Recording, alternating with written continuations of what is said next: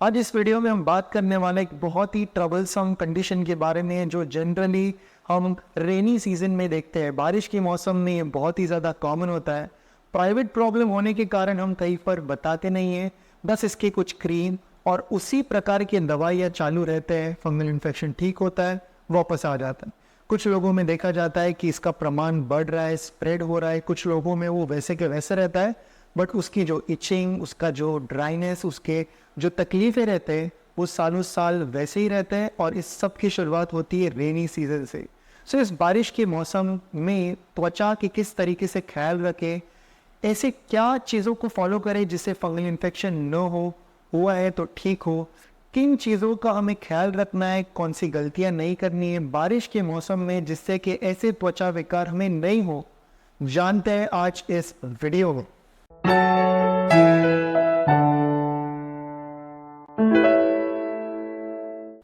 नमस्ते everyone, welcome to जोवीज hospital of Ayurveda and aesthetic centre Mumbai. Ayurveda में फंगल इन्फेक्शन को दद्रू इस नाम से बताया है जो कुष्ठ विकार में आता है। कुष्ठ के बारे में कुछ ऐसे बताया, कुष्णाति वपु यानी ऐसी त्वचा जो सड़ जाती है, जो वर्स हो रही है, जहाँ पर सारे सड़ने के लक्षण हैं, उसे कुष्ठ की व्याख्या बताई है। और उसमें का एक भाग है दद्रू। दद्रू या फंगल इन्फेक्शन में हम कॉमन देखते हैं कि कहीं ना कहीं इसका सबसे पहला कारण है पसीना।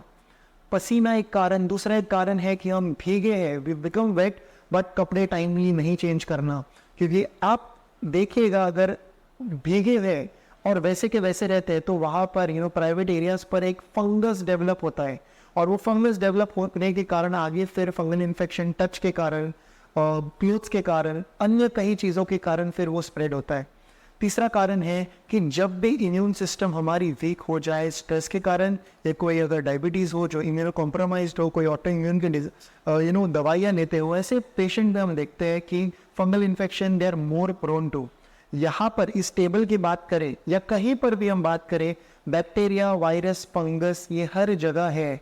अगर हमारे इम्यून सिस्टम वीक तो we are more prone to develop these conditions या दीज इन्फेक्शंस। पर अगर इम्यून सिस्टम स्ट्रांग है, पावरफुल है, हमें पता है कि क्या चल रहा है, स्ट्रेसफुल नहीं है, तो ये सभी चीज़ों में हम देखते हैं कि फंगल इन्फेक्शन हमें नहीं होता।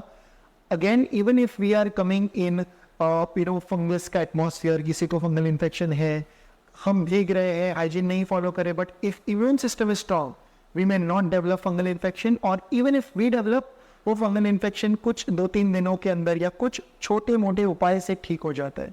इस वीडियो में हम बात करें असाध्य फंगल इन्फेक्शन, पूरे बॉडी पर इन्फेक्शन बढ़ा है, पूरा प्राइवेट एरिया पे फंगल इन्फेक्शन बढ़ा है, जख्मे हैं, स्किन के कट्स हैं, फंगल इन्फेक्शन के स्ट्रेच मार्क्स है। ऐसे फंगल इन्फेक्शन का छुटकारा कैसे किया जा सकता है ताकि आयुर्वेद तरीके से ये वापस कभी नहीं लौट के आए, इसके बारे में आज हम डिस्कस करने वाले हैं। सो ओवरऑल हम देखते हैं बारिश के मौसम में हाइजीन मेंटेन करना बहुत इंपॉर्टेंट है। खट्टे चीज़ें जितनी भी है, चाहे फंगल इन्फेक्शन हो या ना हो, हमें लिमिट में रखना काफ़ी इंपॉर्टेंट है। खट्टे चीज़ों में नींबू से लेके संतरा, मौसम्बी से लेके, कीवी से लेके, दही, अचार से लेके, ये सभी चीज़ें जो खट्टी बताई है इन्हें अवॉइड करना काफ़ी इंपॉर्टेंट है। नॉनवेज हो, सी फूड हो, जो भी खट्टी चीज़ें हैं, अगर किसी को त्वचा विकार है, फंगल इन्फेक्शन है, खट्टी चीज़ें हम खाते हैं, हमारा इन्फेक्शन बढ़ने ही वाला है। फंगल इन्फेक्शन के पेशेंट्स को हम बताते हैं कि थोड़ा अचार यानी पिकल्स आप लीजिएगा, 1 घंटे के अंदर आपको लगेगा कि yes your reaching has increase. खट्टी चीज़ें खाई और स्किन इन्फेक्शन या खुजली या जख्मी या ब्लीडिंग बढ़ गई, ये हम बहुत कॉमनली देखते हैं। पेशेंट्स एक बात हमें बताते हैं कि दवाई ली, सारा इन्फेक्शन क्लियर हो जाता है, 1 हफ्ता नहीं, इट कम्स बैक अगेन। और हमेशा हम जो भी इस यूट्यूब चैनल पर हमेशा बताते हैं कि if you have a problem, अगर वो रिकवर हो रहा है गुड, बट अगर वो रीअकर कर रहा है then Ayurveda is the only way of treatment. Most of these skin disorder, चाहे वो अर्टिकेरिया हो, सोराइसिस हो, लाइकन पेरिस हो, डर्मेटाइटिस हो या फंगल इन्फेक्शन हो, कई बार पेशेंट्स बताते हैं कि कई एंटी फंगल्स जैसे ओरली इट्राकोनाजोल नाम की दवा कॉमनली ली जाती है और पेशेंट्स को उनका काफ़ी फ़ायदा होता है। अलग अलग ब्रांड्स के लिए जाते हैं। वैसे ही एक्सटर्नली ऐसे कई एप्लीकेशंस होते हैं, उसकी ड्रग कंटेंट अगर हम देखें तो ends with azole, right from miconazole, luliconazole, fluconazole, ये सभी तरह की जोल यानी एंटी फंगल से पेशेंट को काफ़ी आराम मिलता है, which is again a good treatment, but majority of the patient बताते कि it is coming back again. ऐसे रीअकरिंग पेशेंट्स अगर आयुर्वेद को फॉलो करते हैं तो पहले ही हफ्तों में उनको दिखता है कि they have seeing a lot of improvement. अभी इम्प्रूवमेंट तो एंटी फंगल से भी हो रही है, तो आयुर्वेद का फर्क क्या है, ऐसे कैसे पता चलेगा?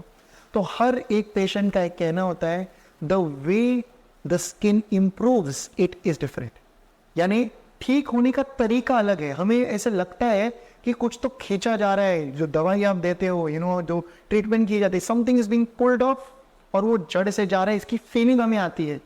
और वेरेस अगर कोई अन्य तरह की ट्रीटमेंट करे तो सब शांत हो रहा है, अच्छा लग रहा है, बट समवेयर हमें लगता है कि बॉक्स पे चीज़ें जो है फिल्ड अप हो रही है।